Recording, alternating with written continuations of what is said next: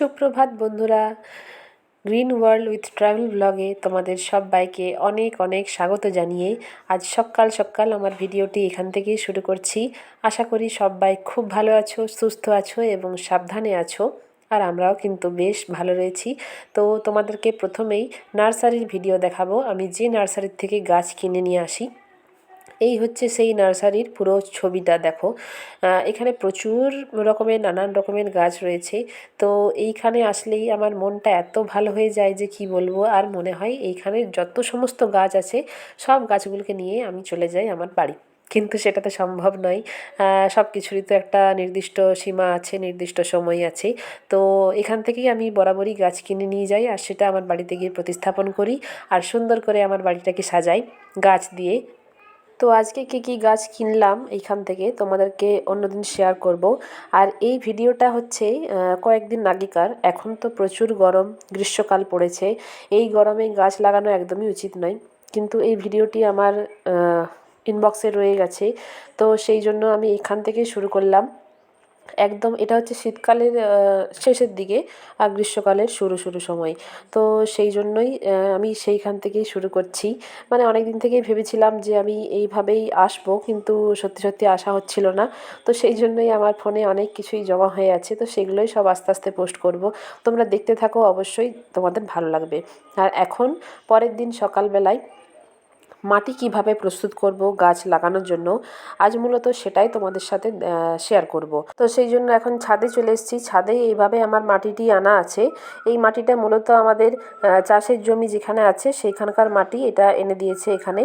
তো এই মাটিটাতে দেখো অনেক গুঁড়ো গুঁড়ো আছে, মানে দলা পাকানো আছে। তো সেইগুলো ভালো করে আস্তে আস্তে হাত দিয়ে চেপে চেপে ভেঙে নিতে হবে, কারণ ওই দলা পাকানো মাটিটা যদি আমি প্রতিস্থাপন করি তাহলে কিন্তু গাছটি ভালো হবে না। আর ওইখানে একটু পুরনো মাটি ছিল, তো সেইগুলো আমি ওই চালনি দিয়ে চালবো ভালো করে। তারপর এটার সাথে ওগুলো মিক্সড করব, কারণ নোংরা যে মাটিটা, এই এখানে দেখতেই পাচ্ছ অনেক খড়কুটো আছে, অনেক কিছু পাথর টাথর বড় বড় রয়েছে। তো সেইগুলো আমাকে আগে ভালো করে চেলে নিতে হবে। না চাললে সেই মাটিটা দিয়ে কিন্তু ভালো গাছ লাগানো যাবে না।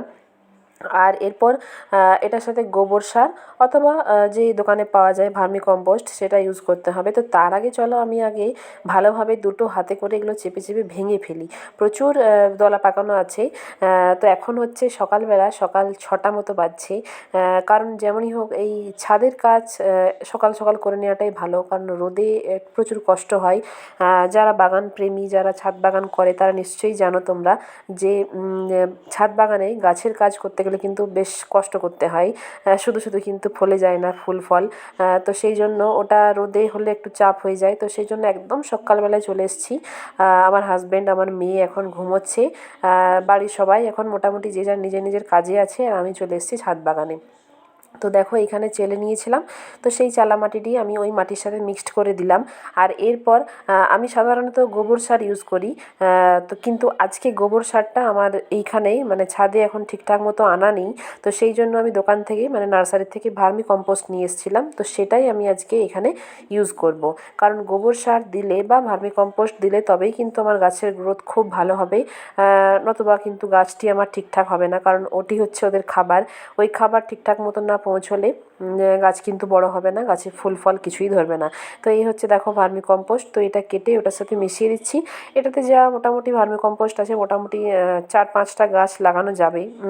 আর ওই মাটিটার সাথে এটা মিক্সড করে পরে এই হচ্ছে দেখো ভার্মি কম্পোস্ট। তো আমাদের বাড়িতে যেহেতু চাষির বাড়ি, এখানে গোবর সার প্রচুর পরিমাণ আছে, অ্যাভেলেবেল আছে। কিন্তু ওই যে বললাম আজকে আমার হাতের কাছে নেই। তো সেই জন্য আমি কালকেই ঠিক করেছিলাম যেগুলো যখন লাগাবো আমি ভার্মি কম্পোস্ট কিনে নিয়ে আসবো। তো সেই জন্য এরপর দেখো এটার সাথে ওই ভার্মি কম্পোস্ট মিক্সড করে দিচ্ছি। আর তারপর আমি গাছ লাগাবো, কারণ এই মাটিটাতে যদি ভার্মি কম্পোস্ট না দেওয়া হয় তাহলে কিন্তু গাছ একদমই ভালো হবে না। একদম পুরো 60-40 করে এই অনুপাতে দিতে হবে। তো সেই জন্য দেখো ওটা ভালো করে মিক্সড করে দিচ্ছি। তো তোমরাও যারা ভেবেছো যে গাছ লাগাবো তারা অবশ্যই এইভাবে গাছ লাগিও, দেখবে গাছের স্বাস্থ্য ভালো হবে, ফুল ফল খুব তাড়াতাড়ি আসবে আর গাছের গ্রোথও খুব ভালো হবে। তো মাটি প্রস্তুত হয় কিভাবে বা আমি কিভাবে করি সেটা তোমাদের সাথে শেয়ার করলাম। নেক্সট দিন আরও অন্য অনেক কিছু ভিডিও শেয়ার করব, আশা করব সেটা তোমাদের উপকারে লাগবে। তো চলো আজকের মতো এখানেই বিদায় নিচ্ছি, এখানেই টাটা। সবাই ভালো থেকো, সুস্থ থেকো, সাবধানে থেকো, আর অবশ্যই আমার চ্যানেলটিকে সাবস্ক্রাইব করে রেখো, আর অবশ্যই পাশে থেকো যাতে আমি ভালো ভালো ভিডিও তোমাদের সাথে শেয়ার করতে পারি আর সেটি তোমাদের ভালো লাগে। আর যদি ভালো লাগে তো অবশ্যই একটা লাইক করো, আর অবশ্যই কমেন্ট করে জানিও যে তোমাদের কেমন লাগলো। তো চলো আজকের মতো এখানেই টাটা। Happy gardening. সবাই গাছ লাগিও। গাছ লাগালেই কিন্তু আমাদের এই পরিবেশ, আমাদের এই পৃথিবী সুন্দর হয়ে উঠবে। গাছ লাগালে মানুষজনের অনেক অসুখ থেকে মুক্তি পাবে, এই পৃথিবী সুন্দর থেকে আরও সুন্দর হয়ে উঠবে। তো চলো টাটা, বাই বাই।